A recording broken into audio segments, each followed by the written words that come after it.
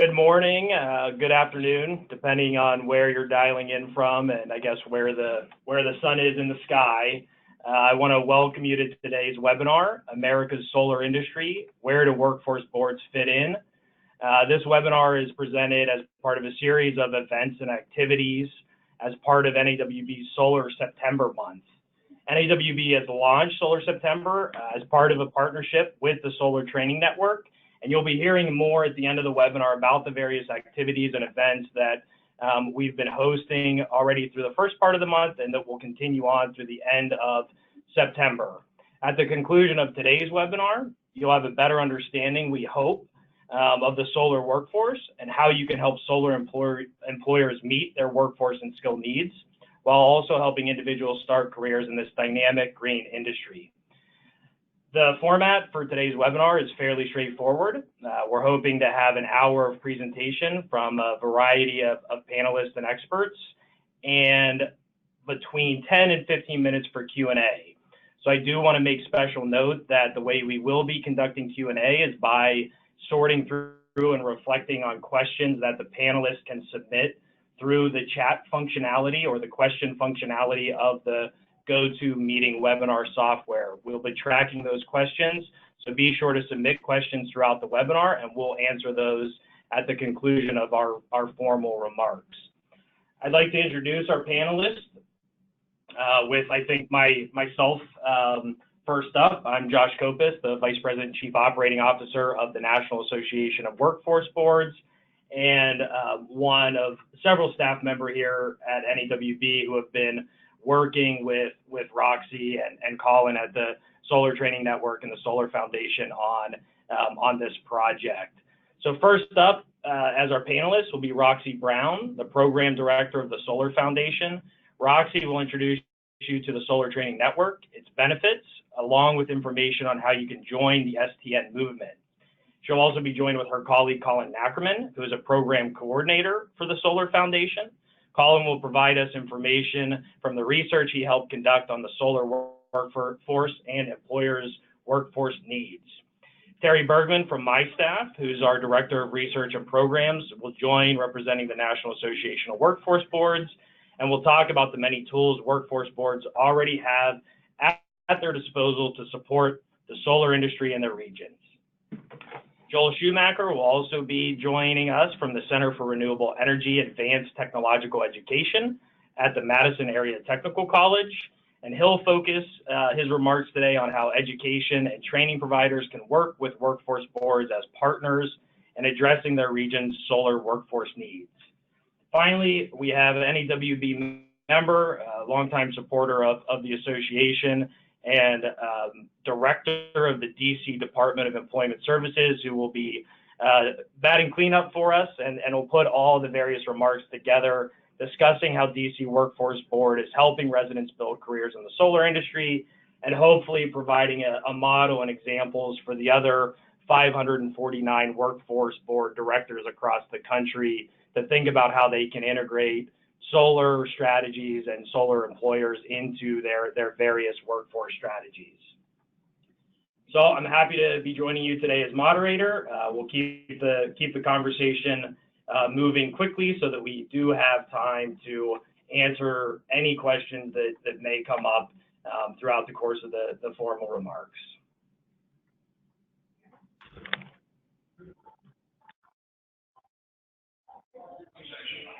Okay, everyone. My name is Roxy Brown. Thank you, Josh, for the great introduction. I'm going to show my screen in a second. Just have to pull up my slides. Actually, Yunori, I think it'd be better if perhaps we showed the main screen and you just advanced. There we go. All right. So I'm going to be going over the Solar Training Network program. So as Josh mentioned, this is a solar workforce development program that exists to help people find jobs in solar. And it also helps employers find employees when they need them.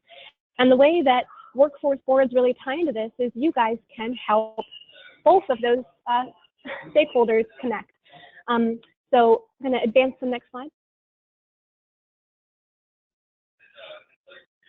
All right. So as I have kind of already alluded to, our mission is to help meet the workforce needs of this industry. As some of you may know, the solar workforce is growing rapidly. We're now at 260,000 solar workers in the United States in the solar industry, and that number continues to grow.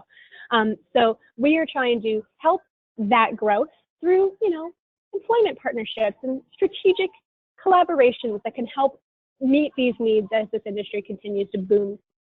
Next. All right, click for me 3 times. Wonderful. So here's our job seekers. Here's our stakeholders, I should say. We have our job seekers connecting with training professionals. Now, I'll mention most of our training providers in our network are community colleges. We do have some very dedicated solar training providers. SEI, Solar Energy International, is an example of one. But the majority of our solar training providers are community colleges that offer solar training courses, many of which were set up by a precursor program called the Solar Instructor Training Network, run by IREC. Next is you, the workforce boards and career centers across the nation. You guys are pivotal and very important to this work because you can help all 3 of our other stakeholders connect. And then finally, in our network, we do have about 200, going on 300 now, solar employers, represented mostly solar installer companies, some solar distributors, manufacturers, even some marketing firms and dedicated PR groups, all companies looking to hire in the solar space, and we're trying to help them find those job seekers out there who are looking for meaningful work. Next. Perfect. Perfect. So here are the main benefits. I just want to really drive this point home. For our employer partners, the main benefit is their access to trained applicants. And even trainers. The reason a solar employer may want to become friends with their local training provider is they could hire from their graduating classes each quarter even. You also have, the employers have the opportunity to go onto their website. I'll show you some screenshots in a second of that. You can go onto our website, solartrainingusa.org, and you can view candidates. You can view their resumes, their years of solar, their background and their history, etc. For training providers, the main benefit of this program is training materials and student employment resources.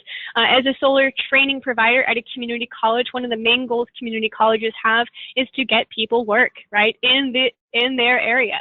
Well, the cool thing about solar jobs is they're local. Solar jobs are not, you don't export solar jobs. They're right here in your own backyard, and we have companies all across the nation looking to hire. So that's the main benefit to training providers.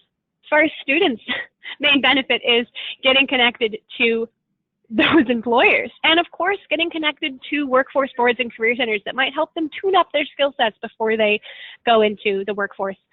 And finally, for you, the workforce boards, we're looking to connect you with trainers, employers, and job seekers.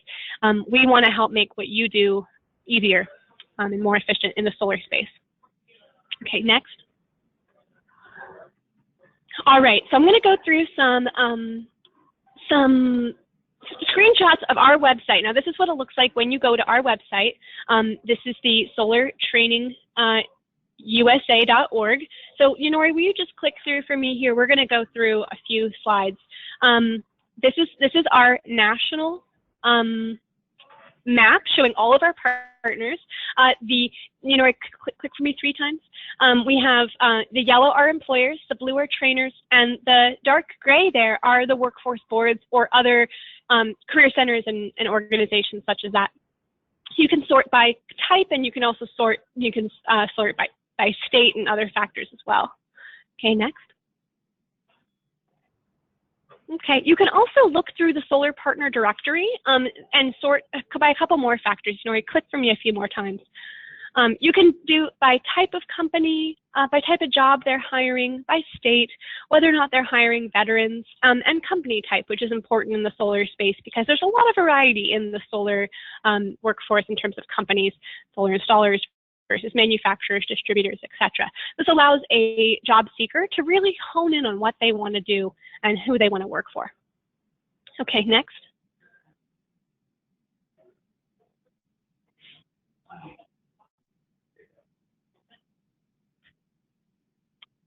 Okay, so that was my overview of what this program is and how it works. The main takeaway point for everyone here is that if you are interested in learning more, please go visit us at solartrainingusa.org. That is our website. It is free for all members. All you have to do to take part in it is go online and create a profile for your organization or your board, and you can start taking part of this great program that is bringing together these stakeholders all over the nation. If you have any questions, we also have listed our contact information at the end of this slide, and I'd be happy to share it through Terry and Josh as well. So thank you all so much, and I'm going to turn it over to my colleague Colin now, and he's going to go through some of the research we've done on solar training needs. Colin, take it away. All right, good afternoon, everybody. Thanks again for joining us. I'm going to give a very high-level overview of some of the research that we've done as a part of this program, and I think this data can be really useful for workforce development professionals and you know, spreading the word to not only job seekers but your colleagues and showing them you know, what's kind of happening in this industry. This report is consists of a lot of data, over 400 installer or surveys of members of the industry, as well as case studies and in-depth interviews with very large companies across the U.S. So that's kind of where this data is coming from. Next slide.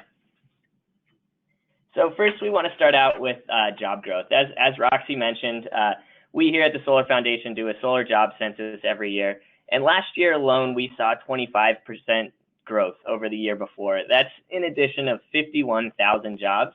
1 in every 50 jobs created in the U.S. last year was a solar job.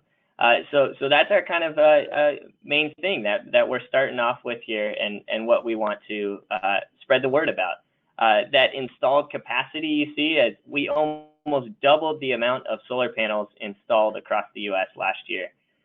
So this is really significant numbers. We anticipate over the next year a little bit less growth, but still very high of about 10%, which is still way above the national average and still very exciting. Next slide. So one of the main things we looked at is, okay, we have this amazing growth, but what are the problems that this might be causing, and how can we address that? And I think this is really where workforce boards can help us, and how we can all work together to fix this. One of the main things that we've seen also grow over the last 6 years we've done this report is the difficulty hiring that employers are having. So if you see there, 84% of solar installers report difficulty hiring qualified workers. This is a really significant number. Installation companies and jobs make up about 50% of the industry. So this is a really significant finding and something that we're trying to address. Next slide. As a result of this difficulty, we asked a series of other questions about how this is impacting them. So 67% of employers reported that this is impacting their ability to grow as a company, and 65% said this is costing their firm money. So these are things, as we're seeing this tremendous growth, we're still seeing a lack of a workforce pipeline. Next slide.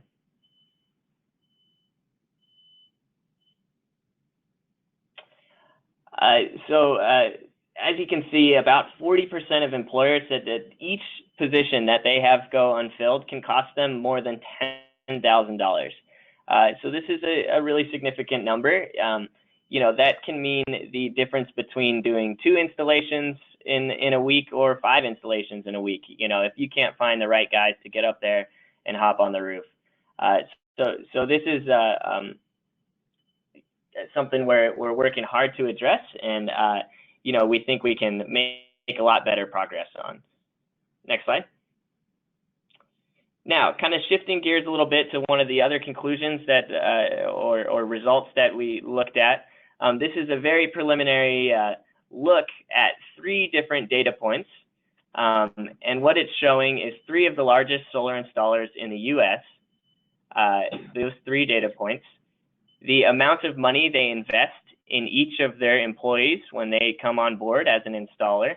So as you see along the y-axis down there, 5,000 is at the far right, And what this shows is that as these employers are investing more in their employees, we may actually see a increase in efficiency and a decrease in labor costs. And this is really significant because labor costs are upwards of 13% of the total cost of installing a solar panel on a home. So again, this is another kind of conclusion that we're working to address, and we think that workforce boards are perfectly positioned to help us address by improving training across the country, improving the pipeline into training, and that pipeline into creating a more qualified workforce. Next slide, please. Oh, it looks like somehow the map may have disappeared. But essentially what you would see on the right side of here is a nice colorful map that we made that shows a geographic demand for workforce development. So we took a lot of different data points, namely job growth over the last few years, projected job growth over the next coming years, the number of training providers in each state, et cetera, and tried to show where we expect there might be a higher need for additional workforce development resources and training in the coming years.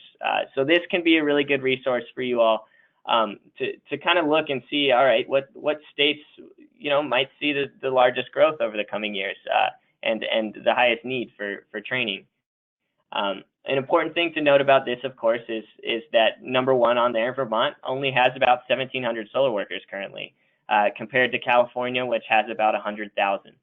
So the number of resources needed in each state and the amount of training needed is going to vary quite a bit. But this is a preliminary look that we hope to continue to do in the years moving forward to kind of help decide where we might need more workforce development.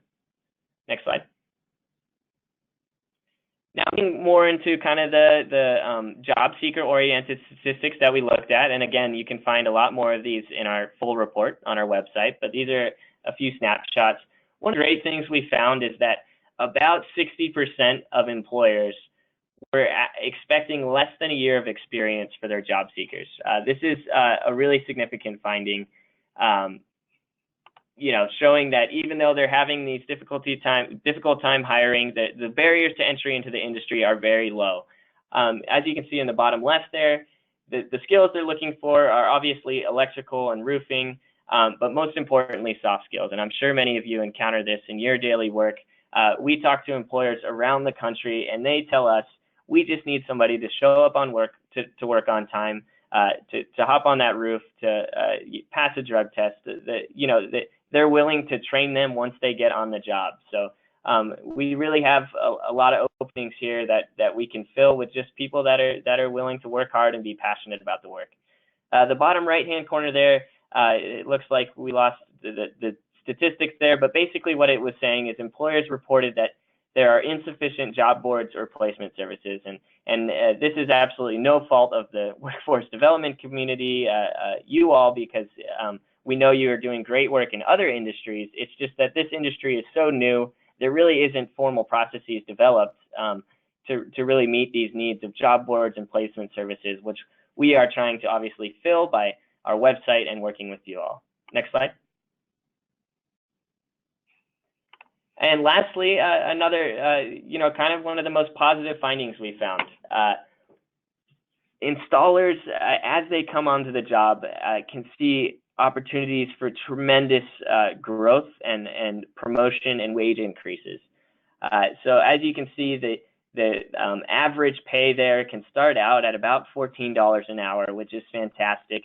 And within the first 6 to 12 months, many installers see 2 to 3 promotions up to earning $20 an hour or 45% wage increase. And this data comes from 3 of the largest installers in the U.S. So it really is kind of telling about how, even though employers are having this difficulty hiring, the jobs are out there, they're well paying, and they're willing to take people on if they can find them. So with that, I invite you to take a look at our research, find some more data that you can use your day-to-day. We have infographics available to you that you can use to easily display this information.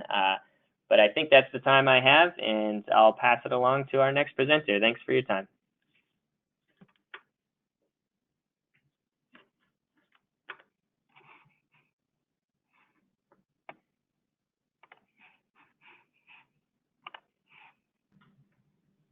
Oh yeah, and of course you can check out solartrainingusa.org. That's our website there for all of these resources. Hi, this is Terry Bergman, and I wanted to talk to you about getting involved in the solar industry yourself. That's really why we're having this webinar, is to encourage the workforce boards to get involved and to show them some ideas about how they can get involved. But the first thing to do is to determine whether or not there's a demand for solar employees in your area, because I know a lot of you've been burned in the past, so we're not saying dive in without looking at how much water is in the pool. So there's a few places you might go to check out demand in your area. One is ONET Online. ONET has 5 solar occupations in their database. And if you scroll to the bottom of each of those jobs, you will be able to look at wages and trends in growth, and you can break that down by state. Roxy and Colin did not talk about this, but their company or organization they work for, the Solar Foundation, puts out a solar jobs census every year. And if you look in there, you'll actually be able to look at solar jobs by state. They did talk about the Solar Training and Hiring Insights publication.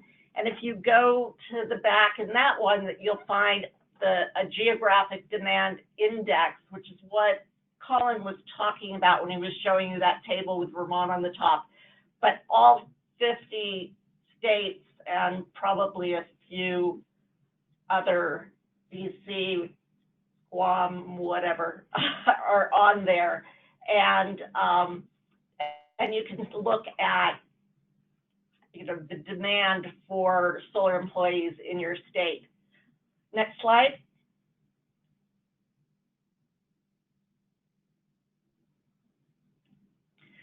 Now, of course, what we're talking about is what I was just talking about is state level data, and nothing is more valuable than local level data. And one of the best ways to get that is to go find the solar companies in your area and go and talk to them. Before you go, you might want to do a little bit of background preparation. So you could actually look through the solar jobs census. There's great information in there, as well as the Solar Training and Hiring Insights. And there's videos and infographics. I'll talk a little bit more about those later. But these are all ways that you can build your knowledge before you go to the company. And once you're there, just sit down with them and talk about what their workforce needs are.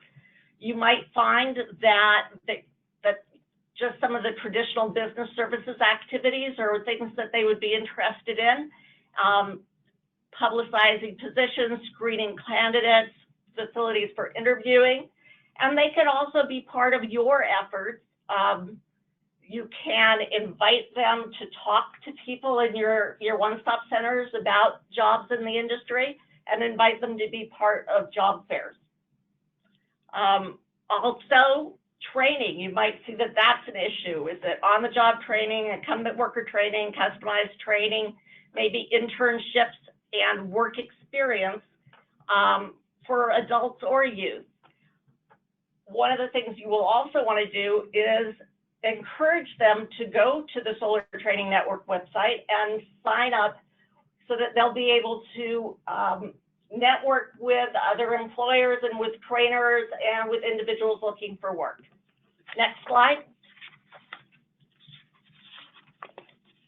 So then there's looking at the other side, working the other side. You can publicize opportunities in the industry based on the data and that you've already looked at in the company visits.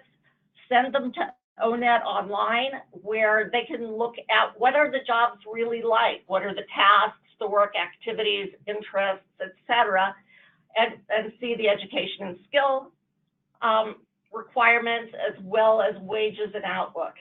Also helpful, telling them where the education and training providers are in that area. And then finally, encourage them to get onto the Solar Training Network and register there, because then they'll be able to find education and training providers, as well as employers, and network with other individuals who are looking for solar jobs. Next slide, please.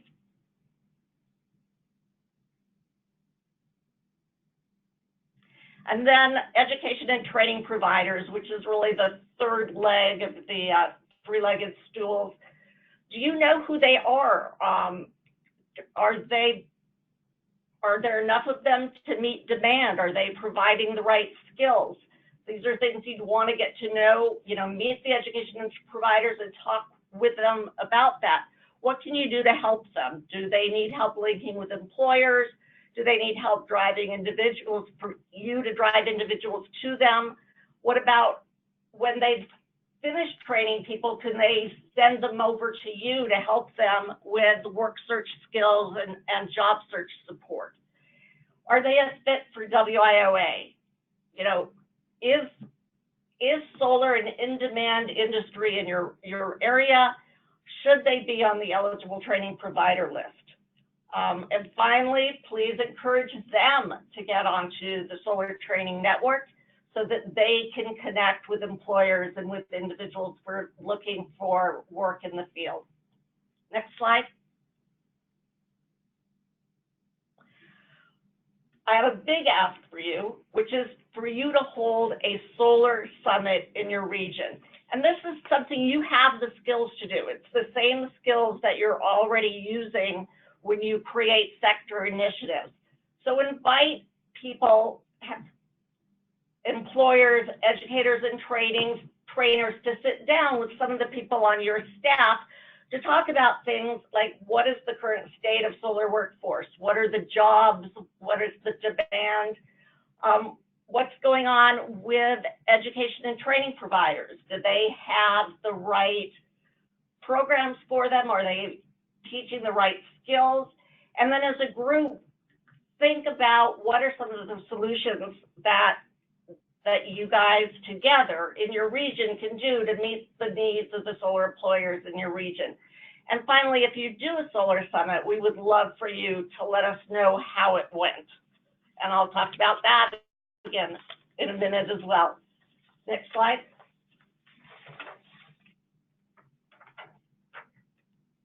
So it's Solar September, and we have a Solar September website. This is the address for the website, and everything you need to pull off this entire solar agenda, from determining demand and working with employers to conducting a summit, is waiting for you on the Solar September website. Next slide. On the front page, the first page you'll see when you go into the Solar September website, if you scroll down to the bottom, you'll see a link to resources. And that link to resources includes labor market resources, and that includes a link to the solar census, as well as the solar training and hiring insights that we've been talking about. There are promotional resources, which include videos and the infographics that Colin mentioned earlier that you can use to promote solar activity in your region. There's information about how to find solar employers and information about how to find solar trainers. Those are all under the resources on the Solar September website. Next. Also, if you look at the front page of the Solar September website and you scroll near the bottom, it will say Solar Summit Toolkit, and you could click on that. And the Solar Summit Toolkit, you'll be able to actually download and print out the toolkit. And in the toolkit, there's a draft agenda for your meeting, draft letters of invitations to employers and to education and training providers, tips on finding solar employers in your region and finding solar education and training providers in your region. Also has information about labor market resources, and it has a link to a summit success form so that you can get back to us and tell us how the meeting went. It's a very short form. We would really like to hear about it. And one more slide. In conclusion, I'm giving to you here again the Solar September website. So you can go and look there, and the Solar Training Network website. You know, I've talked about you encouraging trainers and employers and individuals to jump on and become part of the Solar Training Network. It is critical that you go on as well. And if you remember the map that Roxy showed us, there are not a lot of that gray dot that are the workforce boards. And you need to be on there so that the employers and the educators and the individuals who are looking for work know who you are and that they can connect with you and that you'll help them in this effort to prepare people for jobs in the solar industry and help people get those jobs. So please be sure that you get on that website as well and that you get yourself up there to be visible to the other folks. And that's it for me. Thank you. Well, hello, my name is Joel Shoemaker, and I teach at Madison Area Technical College. My background is as an electrician, and I teach construction electrical apprentices, as well as solar photovoltaic classes. The college is in Madison, Wisconsin, and serves about 40,000 students. And I think in particular, technical colleges, community colleges are appropriate for this discussion because they tend to be more flexible and nimble and responsive to industry needs, or more quickly able to respond to industry needs. So we at Madison College created a photovoltaic certificate, and we can look at that model and see how that would apply to what we're talking about today. I'll take the next slide. We have had a variety of different programs that we've worked on in partnership with our local development board. I think these tend to fall into sort of two different categories. One where the focus is on training individuals who are looking for jobs or have training needs in order to be able to seek employment. And then the other type would be looking at the training needs that part of the industry needs and providing a training program that is guided by the needs of the employers. Several of our current and former administrators serve on the board of our local workforce development board. So we've seen that participation from our school with our local board. Next slide. I'll highlight several of the comments that Colin made earlier at more length, which was great. I found some of the summary of this information in the Solar Industry magazine, and several things jumped out at me. The 78% of installers, solar installers, say it's difficult to find candidates with relevant training. And 2/3 of the employers say that this difficulty with hiring is costing them money and also limiting their growth. So I thought those were very, very relevant key points, and raised then the question of what kind of training do they need and we should be looking to provide. And in that same article, there was some discussion about that. Colin touched on that as well. A focus on safety training, on soft skills, and at least a basic electrical or solar knowledge. And I think this gives us guidance for, at least if we're talking about providing training for entry-level positions for the solar industry. Next slide. This is the logic that we were thinking about as we created our photovoltaic certificate here at Madison College. we were looking to be able to incorporate students from a variety of different programs as well as a variety of different industries, and then have very focused classes to build on top of those existing programs and enable people to get jobs in a variety of different areas within the solar industry. So everyone would take the core coursework, and then depending upon where they wanted to focus or what part of the industry they were already in, they could specialize for those types of jobs. Next slide.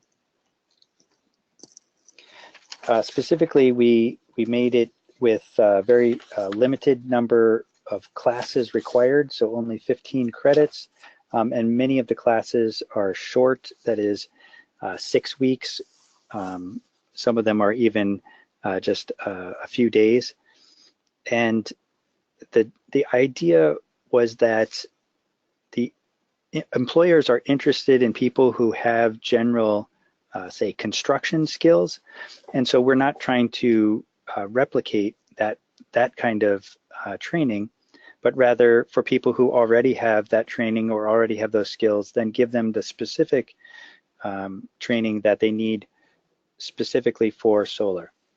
So building upon training or skills that they already have and focusing on those critical skills and knowledge that they need to get into the industry. And we also looked at some of the industry certification job task analysis to guide us in terms of what kind of training was necessary. We do have an advisory board at the college that gives us guidance about our program, which is invaluable. But we also do find that we don't have as many industry partners that are active on our advisory board as would be very useful. We struggle to figure out how to engage those employers, get feedback from them as much as we would like. Next slide. We were able to secure funding from the National Science Foundation to create a Center for Renewable Energy Advanced Technological Education. The goal of this center is to help other two-year schools, other two-year colleges that either are creating renewable energy programs, expanding, or improving their renewable energy programs. So we are able to provide a variety of support for schools around the country, including webinars, newsletter, workshops, professional development workshops, mentoring, so a whole variety of different programs that we can help schools as they try to implement training programs. And the website is listed there at the bottom, createenergy.org. So anyone who is interested in how they can take advantage of this support should definitely log on to that website and fill out, I think it asks for some information to log in, and then we'll be able to connect with you to provide that kind of support. I do think that drawing upon some of the information that we saw earlier with the training needs that employers are expressing and the shortage of employees that they're able to find with any kind of training, that there is an argument for a training program that's even shorter and more focused than the one that I identified that we created here as a certificate.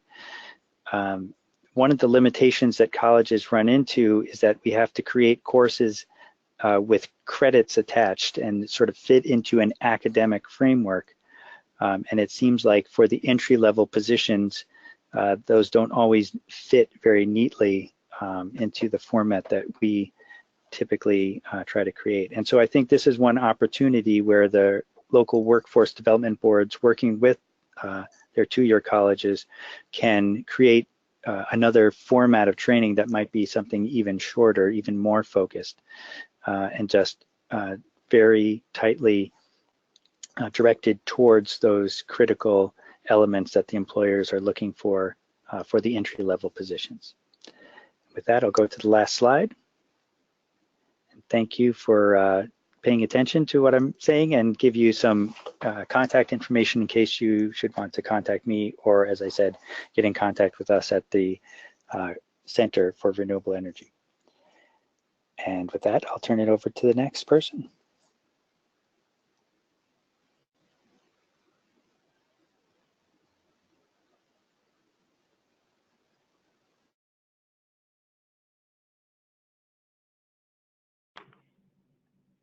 So I think from what I'm seeing here, Odie, do we have you on the line?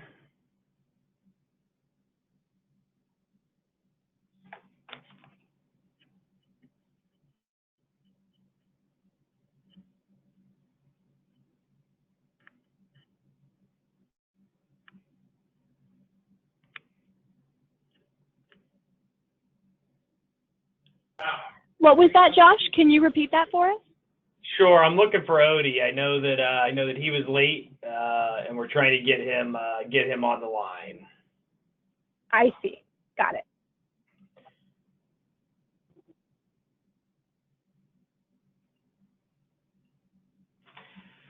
Well, until we get Odie's slides figured out and Odie to dial in as well, I actually have a few questions already that have emerged just as I've been listening to everyone.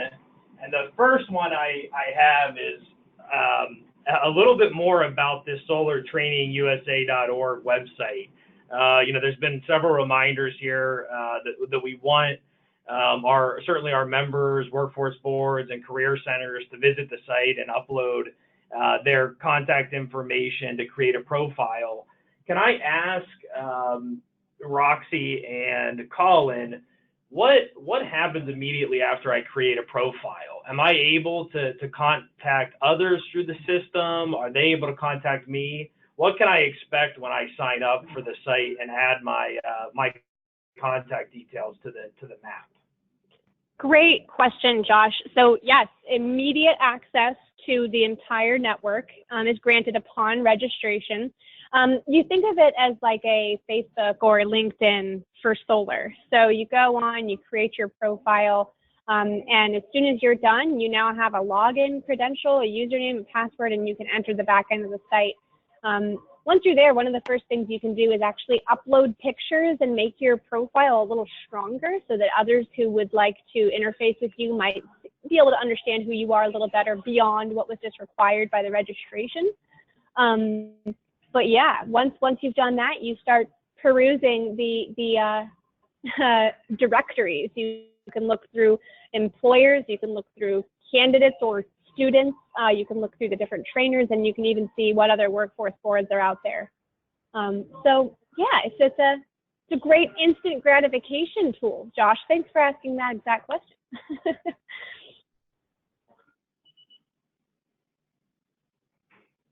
Thanks, Roxy. That's great. Hey, Joel, I have a question for you. Especially spending a lot of time working directly with students. Obviously, Colin talked a little bit about there's this high demand for workers in the solar field, but employers are having trouble finding workers to fill those needs. I'm curious, as you talk with students about trying to get involved in your programs, what are some of the biggest misconceptions that that learners have about the solar industry? I think in terms of installation, a lot of students who are interested in solar don't realize that we're talking about a construction job, that we're talking about getting on top of roofs and carrying heavy pieces of equipment. So I think that's a big misconception on the part of students. In addition to that, I think there's just a lot of lack of information. They don't know what jobs there are, what the career path could be. There's a great deal of lack of familiarity, and the industry is changing fairly rapidly, so it's hard to keep track of. I think that's the big thing that I see. Thanks, Joel.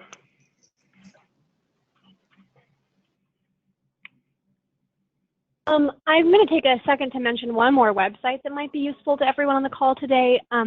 It was referenced by Terry, but the website is actually solarstates.org. So Solar States, S-T-A-T-E-S. It allows you to look at the solar jobs per state, but also per region, and even down to the congressional district level. And you can see the demographics too. You can see racial demographics, gender, whether or not they're military veterans, things like that. Very, very interesting stats. And if your particular workforce board or career center is focused on diversity or engaging with different communities, you can look at your area's stats right now and how in the solar industry, how you guys could help improve that or add to it. So again, that's solarstates.org, and that is put out by the Solar Foundation, the organization that Colin and I work for.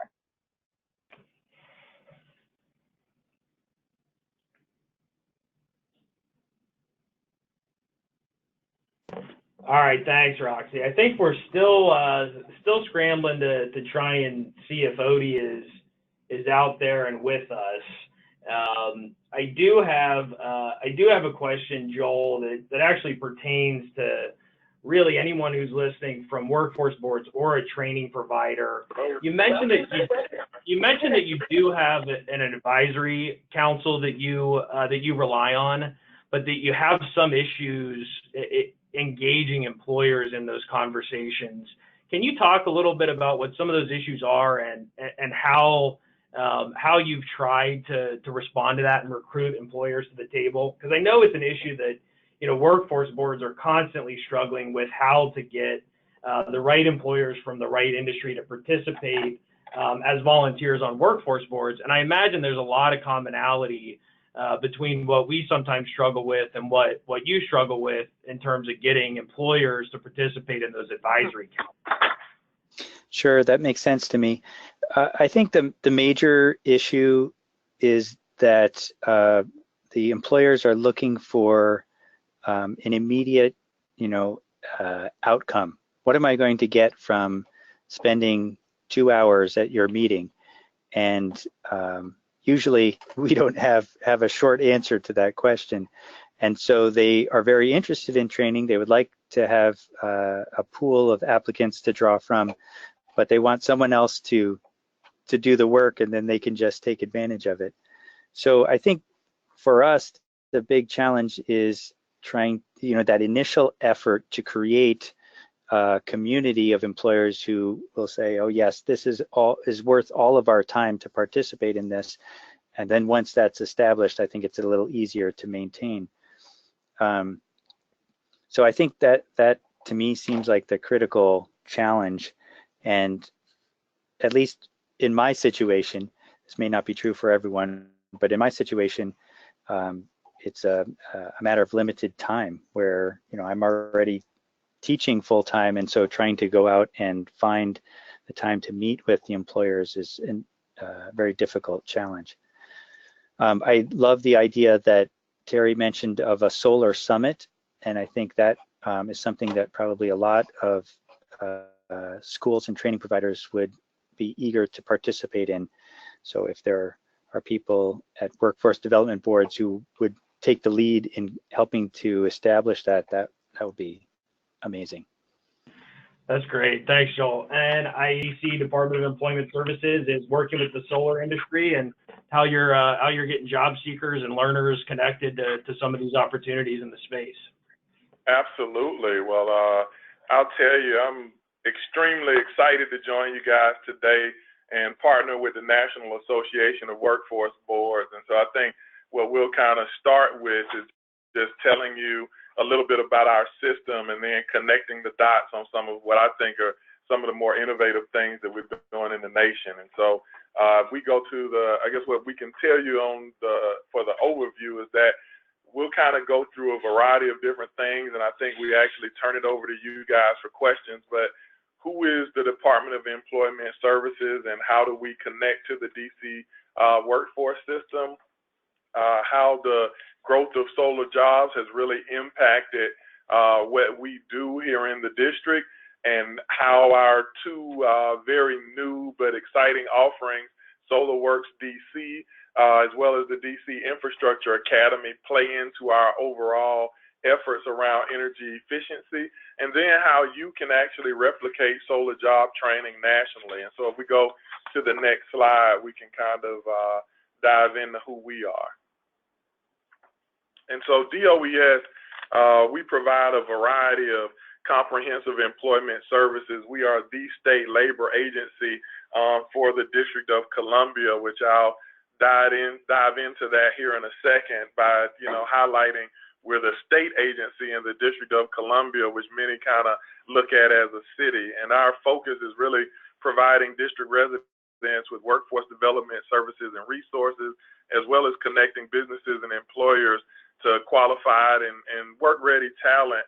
We also coordinate unemployment insurance activities, workers' compensation activities for injured workers, giving temporary aid, and overall, we promote safe and healthy workspaces. And the DC workforce system, we go to the next slide, we are one of the central components to that. Very similar to most states, we are actually the state agency, and we also have a state workforce board. But what is very interesting about us, and that is different from anywhere else, is that we don't actually have a local area. And so we have a Workforce Investment Council, and it's the state workforce board, and their primary goal is to provide strategic vision for the workforce system on behalf of our mayor. And this business-led board looks very much like many of your state boards, but their vision really kind of decides what we do, as DC is one of only 9 single area states, but we're the only one of them that's also a single municipality, which is why we don't have local areas. And so the impact of this partnership between the workforce board and the state workforce agency has resulted in some really tremendous results, in that we've served over 100,000 residents since our mayor has come into office. We provided 300,000 services, and we've invested about $831 million back into the economy through employee wages. So really excited about our very different and unique workforce system. And we go to the next slide, is we kind of pivot to how the board really influences everything we do here in DC. Josh, can you guys go to the next slide? When you look at the growth of solar jobs nationally and leveraging how our board really operates here in the District of Columbia, we've used labor market information that's both national and local to really decide where we're going to invest. And while we've got a very diverse group of high demand occupations, one of them is the infrastructure industry, is a high demand industry, and under it we have bundled transportation and logistics, energy and energy efficient technologies, as well as information security, and then energy in general, focused on public utilities.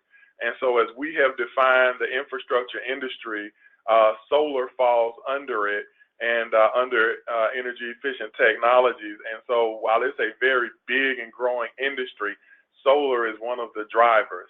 According to the Solar Foundation, what we saw is there was a 25% increase in solar workers in 2016. And while we're still in calendar year 2017, it actually looks like there's going to be approximately a 10% growth there as well.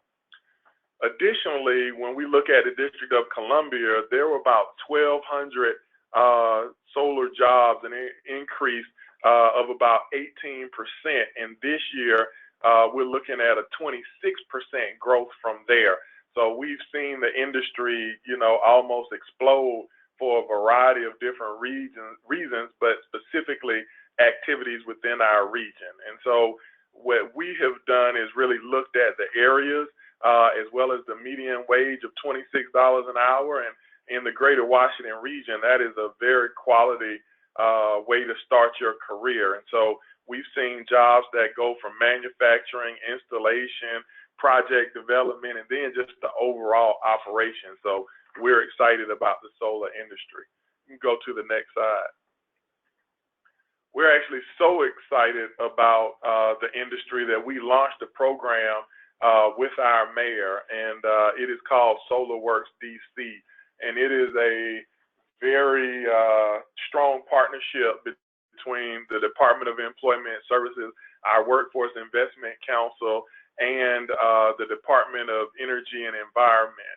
And through this program, we are on track to train about 225 residents over a 3-year span. We actually are peaking at about 50 so far already this year, with another cohort of trainees on the way. And for the most part, we're leveraging this partnership to prepare entry-level solar and green jobs workers for the foreseeable future to try to keep up with the growth of the industry. And we've been very fortunate to partner with Grid Alternatives Mid-Atlantic, where they have come together with the Department of Employment Services to really operate our year-round program and train residents within the solar industry. We've actually seen some very strong results because we tied it with the Marion Barry Summer Youth Employment Program and our increase in that program, our expansion in that program to include 22 to 24-year-olds. So our readily available workforce is actually being connected to the in-demand solar industry.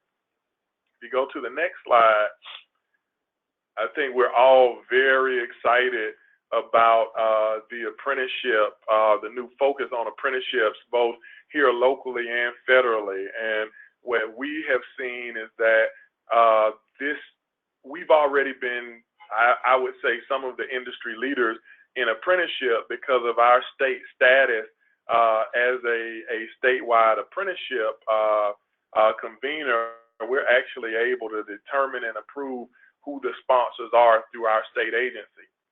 And so we have developed Apprenticeship DC, which is actually our statewide apprenticeship partnership to actually connect people to these jobs through apprenticeship. And so as infrastructure is now on our high demand list, we can now fund a variety of solar activities through our apprenticeship partnership. And so here, Apprenticeship DC, what we've seen as immediate outputs is that 90% of our apprentices are employed once they complete the apprenticeship program. And we use both the competency and time-based apprenticeship model to accomplish those feats. Also, our entry level are completing apprentices average about $60,000 a year, which is a very strong post-training wage. And so far, despite us being, basically a city that operates as a state, we have about 1,200 active apprentices in our areas that have been some of the most disadvantaged over the last decade. Ward 7 and 8 have actually been the ones where we have the highest concentration of apprentices. And recently, about 20% of those who are participating in our solar related apprentices also come from those wards. So that's very exciting for us. I think the other piece is that although we're in one city, and I would compare it to somewhere like a Richmond, Virginia, or in Atlanta, Georgia, even Miami, Florida, when you compare us in that manner, we have approximately 300 registered apprenticeship sponsors in our municipality, which is also a big deal. And through Apprenticeship DC and in partnership with SolarWorks, we actually plan to increase the number of active apprenticeship sponsors by 25% and double the number of residents who are enrolled in apprenticeships and pre-apprenticeships. And so you can go to the next slide. I think here we just wanted to show off our really cool logo. We have just taken the bow off of Apprenticeship DC, but what is really cool about this new initiative is we've actually put out approximately $1 million in funding, and about 400,000 of that is directly related to solar activities. One of the recipients of the grants was WDC Solar, and why we're really excited is because not only are they a tried and true partner in delivering solar activities, they're one of the nation's first African-American owned solar panel installation companies. And so this partnership is going to help us, one, really assist some of our minority populations in entering into a new and exciting field that has a lot of growth potential. And so we can go to the next slide. I think the biggest investment that the district has made in solar training is what we're excited about. It is our statewide one-stop shop for infrastructure-related activities. And as many of you know, when an industry like solar grows in the fashion that it is, it impacts other industries. You need more people who have more diverse ways to get to work, so it impacts transportation. You need additional pieces of technology, which touches our other infrastructure areas and energy efficient technologies. And, you know, there is an IT or information security component. And so as we tie all of the different pieces together, not that solar is at the center, but they're all really important pieces to our workforce system, we have developed the Infrastructure Academy, and it is really the coordinated framework for delivering infrastructure training. And just very quickly, you know, average infrastructure workers in the district average about $40 an hour. And despite these great wages and low barrier to entry, what we have seen is that there are about 2.7 million infrastructure workers nationally who are expected to retire, and yet there's no pipeline to actually move people into those roles. So much so that half of the jobs that were available, there were about 6,700 jobs here in the district last year, and only about 40% of those were actually filled. And so this is our solution to be able to do that. And quite a bit of it is centered around the Infrastructure Academy. And so if you go to the next slide.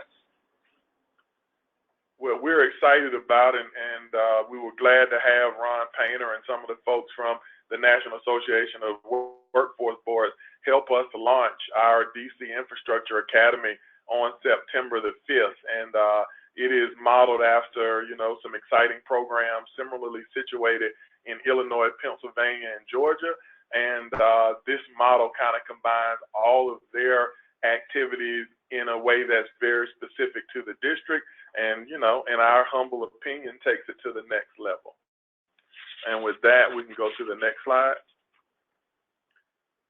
So, you know, in closing, I think what we have seen is that the solar industry is a growing and strong industry, and that nationally, although I think we've done some things that are fairly cutting edge and different than any other state recognized in the public workforce system, what I also have noticed is that leveraging your geographic advantages within your own municipalities, workforce systems, state, you know, city, or otherwise, is everyone has a competitive advantage. And connecting your solar job training programs in a way that's specific to your own, you know, partners, your needs, your education and training needs, or available resources, but also the available business environment where you live is very important. I think the other piece is that the labor market information was very important to our board.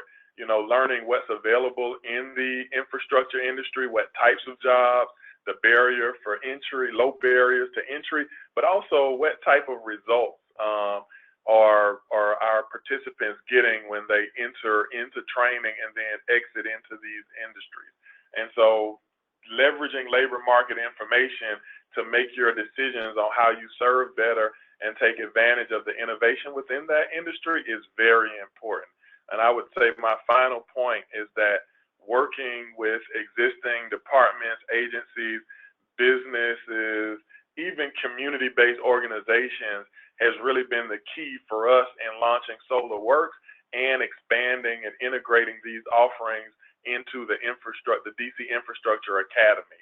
And so I would encourage all of those listening and these different partners from around the United States to really look at your own region and what available resources you have as the starting point to really leveraging innovation into your public workforce system around solar.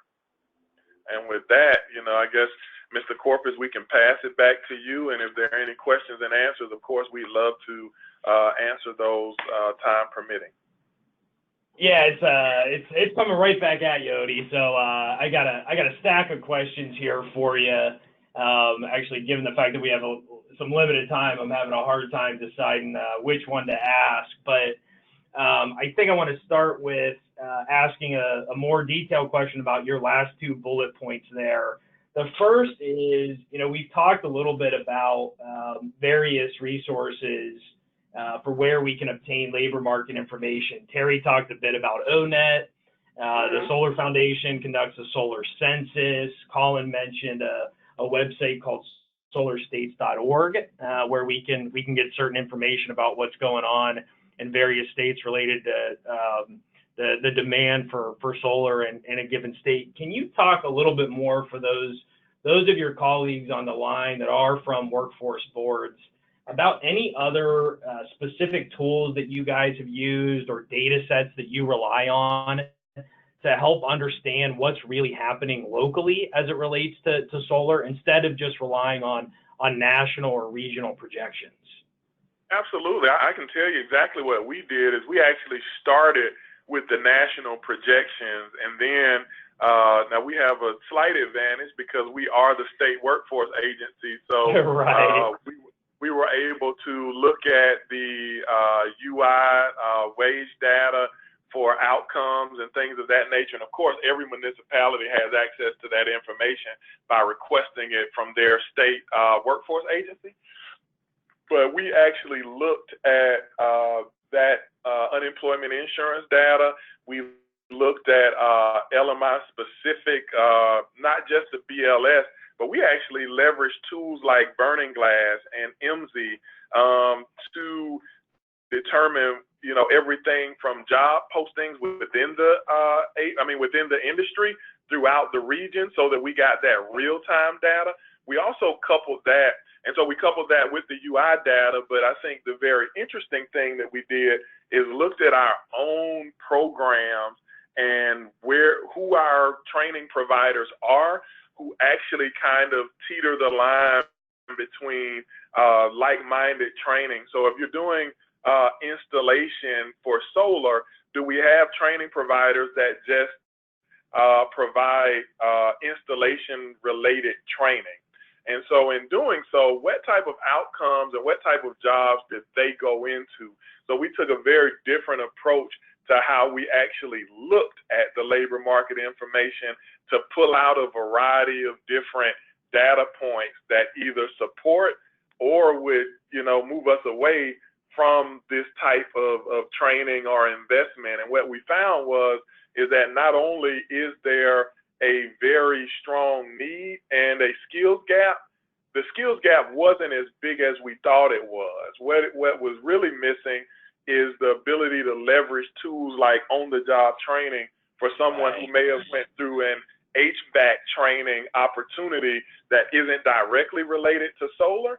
Well, now we can actually leverage on-the-job training with some of our solar installers because people did have quality entry-level credentials or relevant experience that made it much more easy for us to connect the dots on our placement and training of our residents. So not only are we sending people to traditional class-based training, we're also using some of the work-based learning activities to connect the dots as well.